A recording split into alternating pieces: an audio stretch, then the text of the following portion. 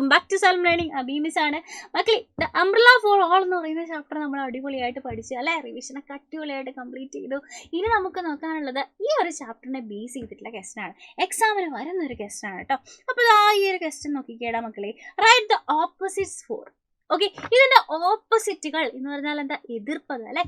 എതിർപദം ഏതാണ് എന്ന് എഴുതുക. ഓപ്ഷൻസിൽ എന്തൊക്കെയുണ്ട്? ഫസ്റ്റ് ബിഗ് ഉണ്ട്, വെറ്റ് ഉണ്ട്, നിയർ ഉണ്ട്. അപ്പൊ ആദ്യത്തെ നോക്കിക്കുക, ബിഗ്. ബിഗ് എന്ന് പറഞ്ഞാൽ എന്താ? വലുത് എന്നാണ് അർത്ഥം അല്ലെ. അതിന്റെ അപ്പൊ എതിർപ്പത എന്താണ്? ഓപ്പോസിറ്റ് എന്താണ്? ചെറുത് എന്ന് അർത്ഥം വരുന്നതായിരിക്കും അല്ലെ. അതിന് നമ്മൾ എന്താ ഇംഗ്ലീഷിൽ പറയുക? സ്മോൾ എന്നാണ് അല്ലെ. Big, small. ബിഗ് എന്ന് പറഞ്ഞാൽ വലുത്, സ്മോൾ എന്ന് പറഞ്ഞാൽ ചെറുത്. അപ്പൊ നമുക്ക് എങ്ങനെ എഴുതാം? SMALL, സ്മോൾ അല്ലെ. Big, small. കണ്ടോ? അടുത്ത് നോക്കിക്കേ, വെറ്റ്. വെറ്റ് എന്ന് പറഞ്ഞാൽ എന്താ?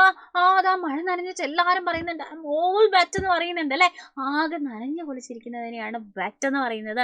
അപ്പൊ അതിന്റെ ഓപ്പോസിറ്റ് എന്തായിരിക്കും? ഉണങ്ങിയിരിക്കുന്നതായിരിക്കും അല്ലെ, നനവില്ലാത്തതായിരിക്കും. അപ്പൊ അതിന് നമ്മൾ എന്താ പറയാ? ഡ്രൈ എന്നാണ്. Wet, dry. വെറ്റിന്റെ ഓപ്പോസിറ്റ് എന്താണ്? ഡ്രൈ എന്നായിരിക്കും അല്ലെ. അപ്പൊ അതിന്റെ സ്പെല്ലിംഗ് എന്താ? DRY, dry. വെറ്റിന്റെ ഓപ്പോസിറ്റ് എന്താണ്? ഡ്രൈ ആണ്. അടുത്ത ക്വസ്റ്റ്യൻ നോക്കിക്കേ മക്കളെ, നിയർ. നിയർ എന്ന് പറഞ്ഞാൽ എന്താ? അടുത്തെന്നാണ് അല്ലെ.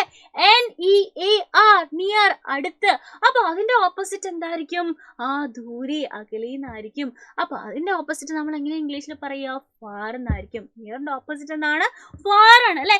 FER, far. അപ്പൊ ഇവിടെ നോക്കിക്കേ, ബിഗിന്റെ ഓപ്പോസിറ്റ് സ്മോൾ ആണ്, വെറ്റിന്റെ ഓപ്പോസിറ്റ് ഡ്രൈ ആണ്, നിയറിന്റെ ഓപ്പോസിറ്റ് എന്താണ്? ഫാർ ആണ് അല്ലെ. അപ്പൊ നമുക്ക് ഇതാ കറക്റ്റ് ആയിട്ട് എങ്ങനെ എഴുതാം? Big, small, wet, dry, near, far. മനസ്സിലായോ? അപ്പൊ ഇതുപോലെയുള്ള ഓപ്പോസിറ്റ്സ് ചോദിച്ചാൽ എങ്ങനെ അടിപൊളിയായിട്ട് കംപ്ലീറ്റ് ചെയ്യണമെന്ന് മിസ്സിന്റെ കുട്ടികൾക്ക് അടിപൊളിയായിട്ട് മനസ്സിലായിട്ടുണ്ടാവും എന്ന് വിശ്വസിക്കുന്നു. അപ്പൊ ഇതുപോലെയുള്ള യൂസ്ഫുൾ വീഡിയോസ് ആയിട്ട് നമുക്ക് ഇനിയും കാണാം. ഈ ഒരു വീഡിയോ നിങ്ങൾക്ക് ഇഷ്ടപ്പെട്ടു, യൂസ്ഫുൾ ആയിട്ടുണ്ടെന്നുണ്ടെങ്കിൽ തീർച്ചയായിട്ടും നിങ്ങൾ എന്ത് ചെയ്യുക? ഫ്രണ്ട്സിന് ഷെയർ ചെയ്ത് കൊടുക്കുക. അപ്പൊ ഇതുപോലെയുള്ള വീഡിയോസ് ആയിട്ട് നമുക്ക് ഇനിയും കാണാം. അതുവരെ bye bye and take care.